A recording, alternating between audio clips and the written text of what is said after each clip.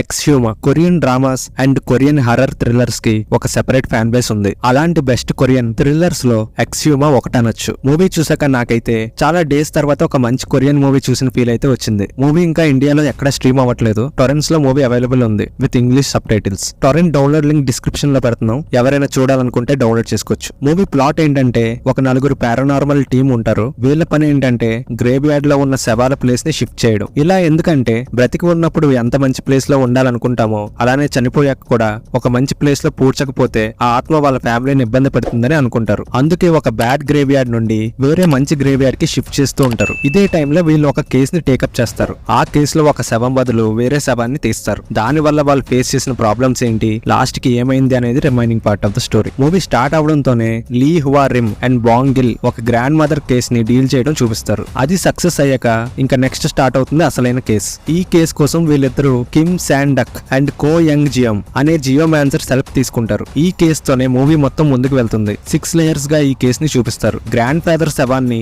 ఊరు బయట కొండ మీద ఎందుకు పూడ్చారు, అక్కడ ఏదో నెగిటివ్ ఎనర్జీ ఉందని అనుకుంటారు. ఎలాగోలా ధైర్యం చేసి శవాన్ని షిఫ్ట్ చేద్దాం అనుకోవడం అండ్ ఇక్కడ నుండి వచ్చే సీన్స్ అన్ని ఒక సస్పెన్స్ ఫ్యాక్టర్ ని క్రియేట్ చేస్తుంది. నెక్స్ట్ ఏమవుతుందనే ఇంట్రెస్ట్ ని జనరేట్ చేస్తుంది. కేవలం గ్రేవ్ యార్డ్ లో సాయిల్ క్వాలిటీ అండ్ టేస్ట్ ని చెక్ చేసి ఇది మంచి గ్రేవ్ యార్డా కాదా అని చెప్పడం అనేది కొత్తగా చూపించారు. అలానే శవాన్ని తవ్వే టైంలో వచ్చే dark visuals and background score seat edge లో కూర్చోబెడుతుంది. ఇక్కడే ఒక రిచువల్ చేస్తారు, అది కూడా కొరియన్ స్టైల్లో బాగుంది. నాకైతే మూవీ చూస్తున్నంత సేపు ఎక్కడ బోర్ కొట్టలేదు. మూవీ ప్రోగ్రెస్ అయ్యే కొద్దీ మిస్టరీ ఎలిమెంట్స్ ని, ఆ డ్రామాని ఇంకా ఎంగేజ్ అయ్యేలా చేశారు. మూవీ మొత్తం ఒక ఫ్యామిలీ, వాళ్ళకి ఉన్న ఒక ప్రాబ్లం, ఆ ప్రాబ్లం ని సాల్వ్ చేస్తున్న నలుగురు, ఇదే మెయిన్ పాయింట్ గా వెళ్తుంది. సూపర్ న్యాచురల్ ఎలిమెంట్స్ ని మిక్స్ చేస్తూ ఒక ప్రాపర్ హర్రర్ ని బిల్డ్ చేశారు.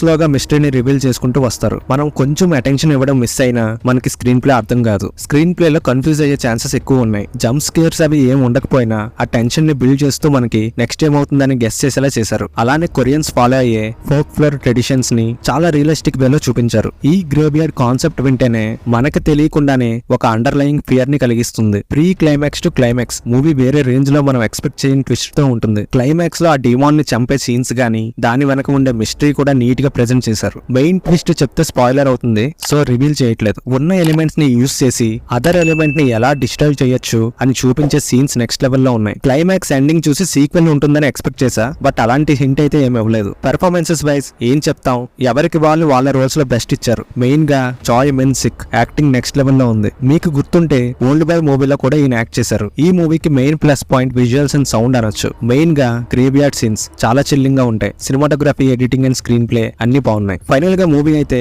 నా వరకు బానే ఉంది అనిపించింది. ఒక హర్రర్ మూవీలో ఉండాల్సిన సస్పెన్స్, మిస్టరీ అండ్ థ్రిల్ అన్ని ఈ మూవీలో ఉన్నాయి. నేనైతే 100% రికమెండ్ చేస్తాను. Don't miss it. ఇంకా ఈ మూవీపై మీ ఒపీనియన్ ని కమెంట్ బాక్స్ లో కమెంట్ చేయండి. ఈ వీడియో కనుక మీకు నచ్చినట్టయితే please like, share and subscribe. Thank you.